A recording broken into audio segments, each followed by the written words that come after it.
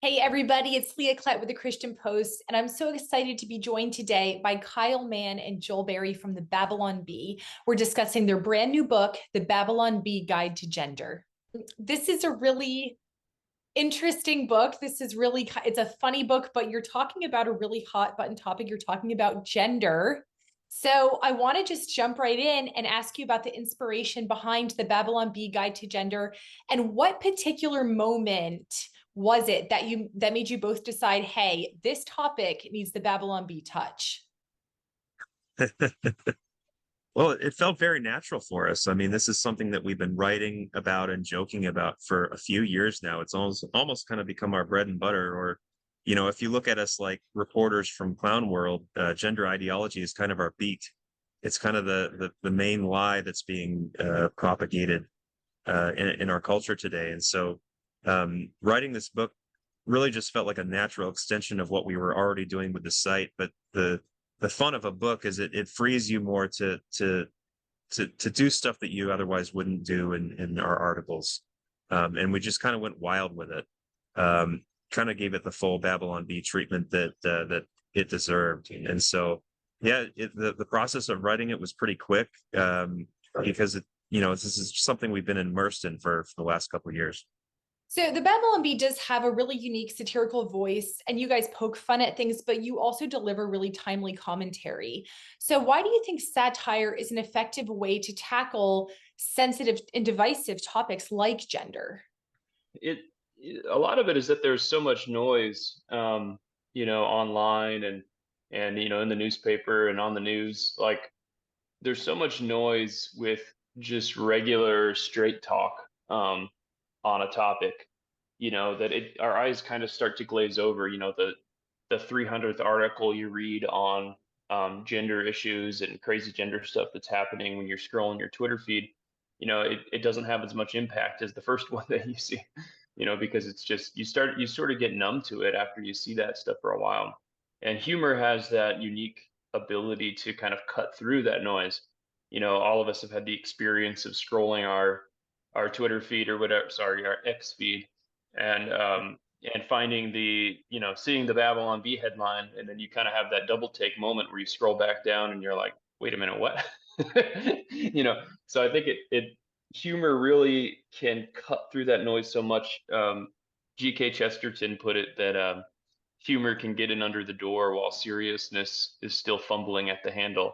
It has this ability to cut to the bone of what the topic is, and I think it has the ability to kind of cut through our own prejudices or biases about an issue. Because you know I'm not gonna, if I see somebody that I disagree with politically post something, I'm probably just gonna disregard it and be like, oh yeah, but they're a flame and live, I'm not gonna listen to them. But if they post something in a funny way, you can kind of laugh and then think about it and go, maybe they kind of have a point, or maybe there's an element of their perspective that I haven't considered. So art, humor, narrative, all of those tools have a way of kind of punching through all our defenses that we've built up towards the topic, I think. So are there any particular gender descriptions or chapters in the book that stand out as personal favorites or that generated a lot of debate among your team? Well, we one of the fun things about this book was that, in addition to the 435 or so odd genders that we go over, and it gets really crazy. We have an entire chapter devoted to men and an entire chapter devoted to women. And I think those were some of my favorite parts, because we kind of really just got to lean into the very, like, classic man versus woman humor. We got to be really, really just disgustingly sexist and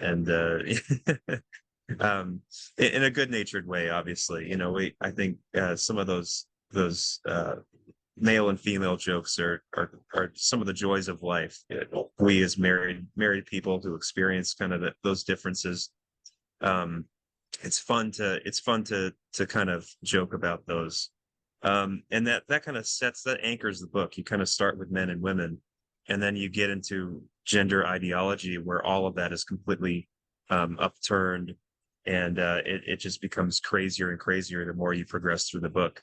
But I think I wrote the chapter on men, and Kyle wrote the chapter on women, and that was a blast. It kind of Because I'm set the the tone woman for us. expert. I'm the resident woman Yeah, expert after that one. yeah, No, what's we my favorite part, we have the genderator, which is a way to randomly generate your gender. So, um, yeah, well, why don't you tell us what's the name of the last person you texted? Ooh, Jacob. Jacob. Okay. So, using the genderator, your gender is Elvish biannual oracle. I love it. simple as that. It's clearly spot on. Right on. We talked about this a little bit before, Joel, but this is a really divisive topic, shockingly, right? Who knew gender was going to be such a controversial topic? So, talk about some of the unique challenges or controversies you've faced with this publication. Um, well, obviously the big one is what happened last year, where we gave Admiral Rachel Levine a prestigious award, where we awarded him our Man of the Year. Twitter decided that was criminal misgendering and suspended us.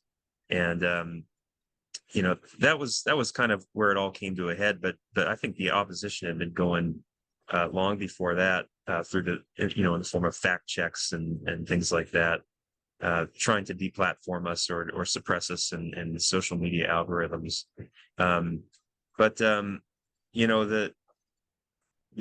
think with this publication, it remains to be seen. We'll see what happens when it releases. We're almost hoping to get deplatformed from Amazon with this book, because it will be great publicity for us. Yeah. It's kind of surprising it's still up there. It did get like flagged on Instagram or something that we couldn't promote it for a little while. Wow. So we had to appeal it. I'm not sure if that got fixed, but I'm sure it'll cause some problems. Beyond the humor, because obviously this book is really funny, what is the deeper message that you do hope readers take away from this book about the ongoing gender conversation in society, especially parents and parents who have small children? Uninstall TikTok. No, I think, Yeah, I mean, obviously it's humor and it's exaggerated, but it's not too far exaggerated. The stuff in the book is like is not that far fetched compared with the things that they're actually doing. Like, you were asking our favorite genders, and if you scroll through the gender section of the book, like, we tried to make them as insane as possible, and I'm sure that a lot of them are actually real. Mhm. And so it is such a destructive ideology, because it really, like, I mean, at its core, gender ideology makes everything about you. And I know, like, obviously there's all these destructive things about gender ideology, and you talk about trans surgeries on minors, and there's all sorts of horrible things, but at its core, at its heart, it's this existentialist philosophy that gets you in this death spiral, especially teens. And we're seeing a lot happen to a lot of teen girls, that you don't fit in because it's such an awkward time in your life. And then along comes this, ideology that says, of course you don't fit in, you were made wrong. And if you can just find this niche identity, because we all had this niche identity thing when we were teenagers, like, whether you were a punk rocker or a goth kid or a cheerleader, everybody has to find that thing, but they weren't these destructive things that made everything revolve around yourself, and I think that is the deadliest thing about it, is that it doesn't it's not conducive to you going out and, like, finding a true meaning and a purpose for your life. It's this thing that just makes you kind of death spiral around yourself, and that's why we're seeing so much, depression and suicide and all these other horrible things that are going on with the teens these days. Yeah, death spiral is a good word. I think, if anything, this book really illustrates the chaos that ensues when you set yourself up as your own God. It doesn't work. Meaning is not found within ourselves; it's found outside of ourselves, in our Creator, and so we try to illustrate that humorously in the book. How do you guys handle critics who might argue that the book makes light of genuine struggles that people might face regarding their gender identity? Yeah, I mean, this is kind of a broad question about, satire that tackles serious topics. And um, you know, that is kind of the point of satire, is that if your, gender identity issues are so integral to your identity and who you are and what your life purpose is, yeah, you're going to get offended by this book. And I think that's the role and purpose of satire. It should make us a little bit uncomfortable. Obviously, I think if you read this book, it's clearly an exaggeration of the extremes and the fringe, and not the kid who's actually, struggling with some questions. But Yeah, I mean, it's like, if satire hits you right between the eyes and makes you go, "Ouch," it's offensive. Then, what's the old saying, like, if you can't say amen, you better say ouch. And I think that's kind of the point and purpose of satire. And it's gotta hit its mark. Yeah, and our intention in doing all of this is never to belittle or mock uh, human beings. We love people. We're all made in God's image, and our intention is to mock bad ideas. Because we see image bearers of God being destroyed by these bad ideas, and so um, we always want to emphasize that. That when we're being especially savage or mocking in our tone, we're trying to tear down an idea, not a person.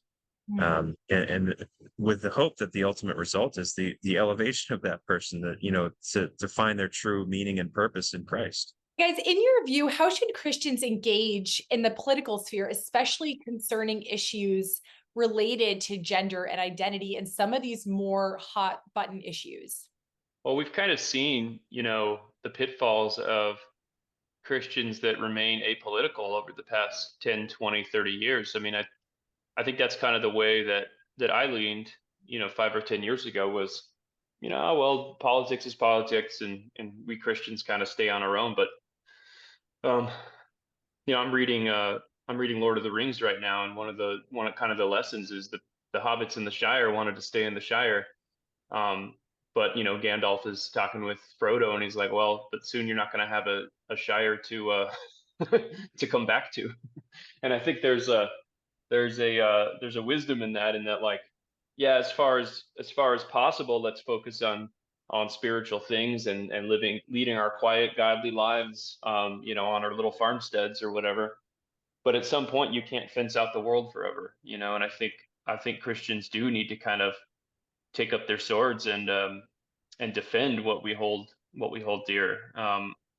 I Chesterton has a story about, like, a fence post that, um, he says the conservative, like if you have a fence post that's been painted white, he's like, the conservative thing to do is not to just let it sit there forever, because eventually it's going to get dirty and the paint's going to crack and it's going to rot.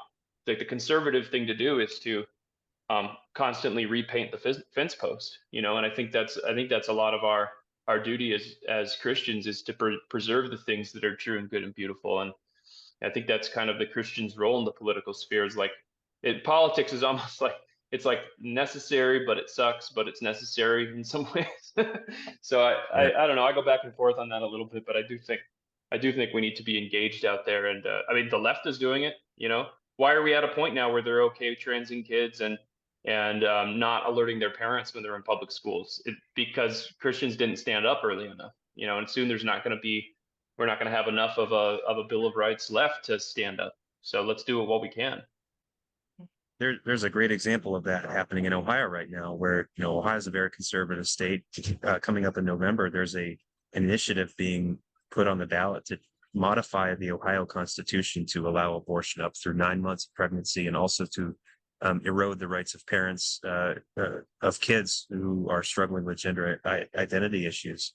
And it's looking like it's going to pass at this point. It's looking like in a conservative state it might pass, but if the church in Ohio were to mobilize, it would get struck down by huge numbers. The problem is the church is afraid to bring up these these issues on the pulpit, whether it's they're afraid of losing their audience. There's this kind of this long held cultural bias that we have that Christians shouldn't be in politics. Um, if Christians were to mobilize in Ohio, we'd strike it down. And the question remains, are we going to do our jobs and stop this? Mhm. Now I mean, just to add on, I mean, I think there are lines that we should draw. Like, I don't necessarily want to hear a political speech from the pulpit, but Yeah. I think as Christians individually in our lives, we should be mobilizing for those things. So, yeah, there's obviously a balance to be had in the church. When I go to the church, I want to hear the gospel and I want to be encouraged in the gospel. I don't want to Mm. hear what props I should be voting for. But as a community, in an informal sense, the church should be talking about these things. Now, given the rapidly changing cultural landscape, are there other pressing topics or trends you're considering exploring in future Babylon Bee guidebooks? Give us a sneak Well, peek. we have at least one more Babylon Bee guidebook coming, and Yeah. we haven't officially announced it yet, but it is, think, yeah, if you're talking about the news trends that we're going to be covering, where's our nation headed? Probably the end of the world. So that's a little hint towards maybe what we might be covering. Surviving the end of the world. Yeah. Well, guys, thank you so much. I think people are starting to wake up a little bit, even on the left. It seems like the pendulum is starting to swing the other way, maybe. I don't know. Let's There's hope. That would be definitely great news. there's definitely pushback. There's definitely a line that they cross, they go too far, and people start to wake up to it. So hopefully that trend continues.